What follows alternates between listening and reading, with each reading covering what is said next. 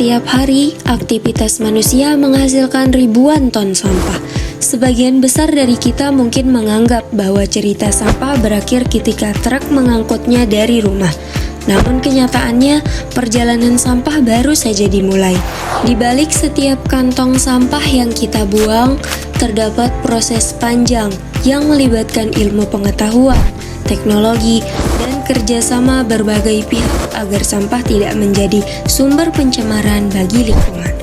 Perjalanan inilah yang kita pelajari selama mengikuti program magang mandiri di Dinas Lingkungan Hidup dan Kehutanan Provinsi Nusa Tenggara Barat. Program magang mandiri memberikan kesempatan kepada kami untuk menerapkan ilmu yang diperoleh selama perkuliahan secara langsung di dunia kerja. Selama 3 bulan, kami melaksanakan magang di 2 lokasi utama, yaitu Laboratorium Lingkungan DLHK Provinsi NTB dan TPAR Regional Kebon Kongo. Kedua lokasi ini memiliki peran yang berbeda, namun saling melengkapi dalam upaya menjaga kualitas lingkungan. Di laboratorium, kami mempelajari bagaimana kondisi lingkungan dianalisis secara ilmiah. Sedangkan di TPAR, kami melihat secara langsung bagaimana sampah dikelola agar dampaknya terhadap lingkungan dapat diminimalkan. Sebelum menentukan langkah pengelolaan, kondisi lingkungan harus dipahami melalui data. Di laboratorium, kami mempelajari bagaimana kualitas lingkungan dianalisis secara ilmiah. Setiap sampel air, tanah, maupun limbah diperiksa menggunakan metode standar untuk mengetahui kondisi sebenarnya. Kami belajar melakukan preparasi sampel,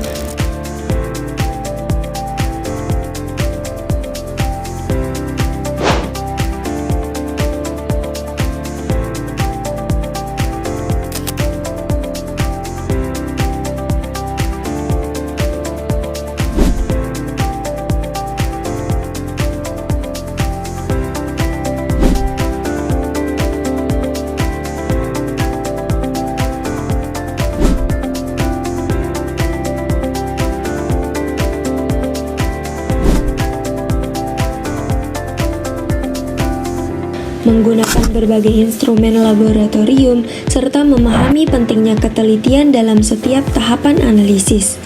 Data yang dihasilkan menjadi dasar dalam pengambilan keputusan mengenai kualitas lingkungan. Selain melakukan analisis laboratorium, kami juga mempelajari prosedur kerja, keselamatan laboratorium, hingga sistem pengendalian mutu agar setiap hasil pengujian memiliki tingkat kepercayaan yang tinggi.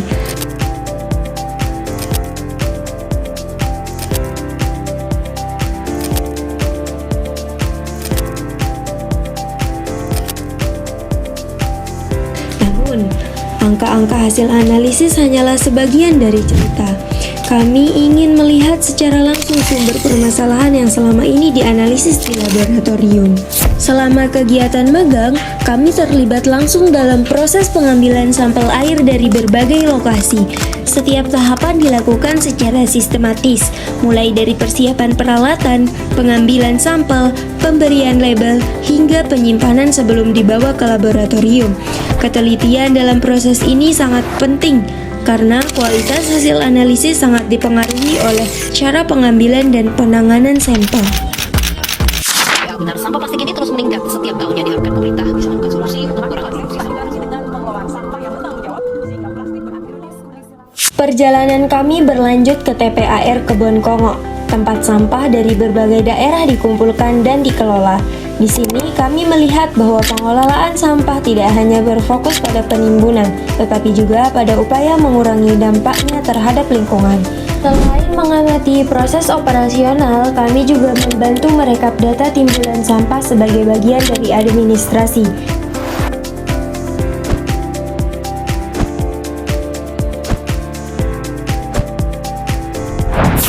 Kami juga mengunjungi area landfill lama, yang kini telah ditata menjadi taman edukasi. Perubahan ini menunjukkan bahwa lahan bekas timbunan sampah masih dapat dimanfaatkan kembali, sekaligus menjadi sarana pembelajaran tentang pentingnya pengelolaan sampah yang berkelanjutan. Tidak semua sampah harus berakhir di landfill. Melalui unit produksi solid recovery recovery fault atau SRF, sampah yang memiliki nilai kalor dipilah, dicacah, dikeringkan, dan diolah menjadi bahan bakar alternatif pengganti batu bara. Proses ini membantu mengurangi timbunan sampah sekaligus meningkatkan nilai guna limbah. Perjalanan kami kemudian berlanjut ke fasilitas Waste to Energy di Lingsar. Sampah organik juga memiliki potensi untuk diolah menjadi sumber daya yang bernilai.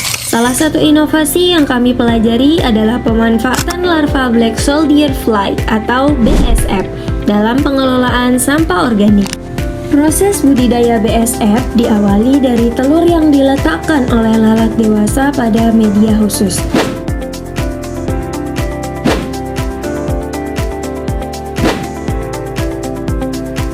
Dalam beberapa hari, telur akan menetas menjadi larva yang memiliki kemampuan mengonsumsi berbagai jenis sampah organik dalam jumlah besar.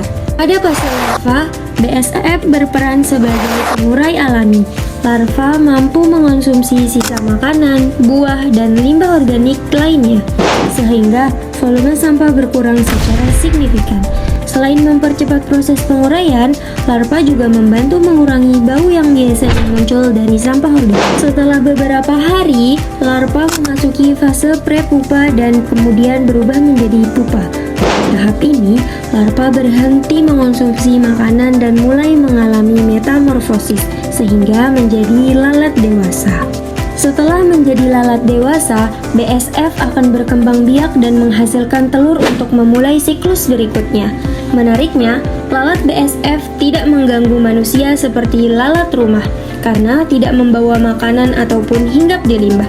Fokus utamanya hanya berkembang biak sehingga siklus pengolahan sampah organik dapat terus berlangsung secara alami. Selain membantu mengurangi volume sampah organik, larva BSF juga memiliki nilai ekonomi. Biomasa larva dapat dimanfaatkan sebagai pakan ternak karena kaya protein.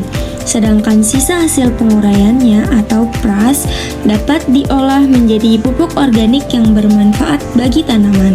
Dengan demikian, sampah organik yang semula tidak bernilai dapat diubah menjadi produk yang bermanfaat bagi masyarakat. Teknologi ini menjadi salah satu contoh penerapan ekonomi sirkular, di mana limbah tidak lagi dipandang sebagai akhir dari sebuah proses, tetapi sebagai sumber daya yang dapat dimanfaatkan kembali. Dari sinilah kami belajar bahwa pengelolaan sampah bukan hanya tentang membuang, tetapi juga tentang menciptakan nilai baru bagi lingkungan dan kehidupan.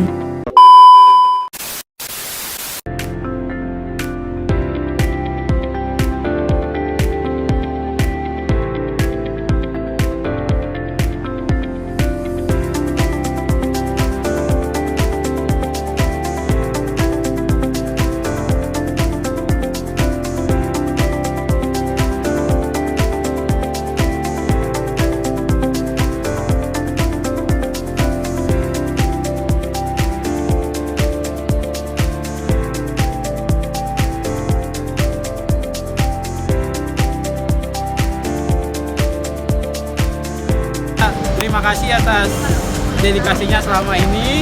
Kalian mahasiswa yang sangat baik. Semoga kedepannya bisa bermanfaat.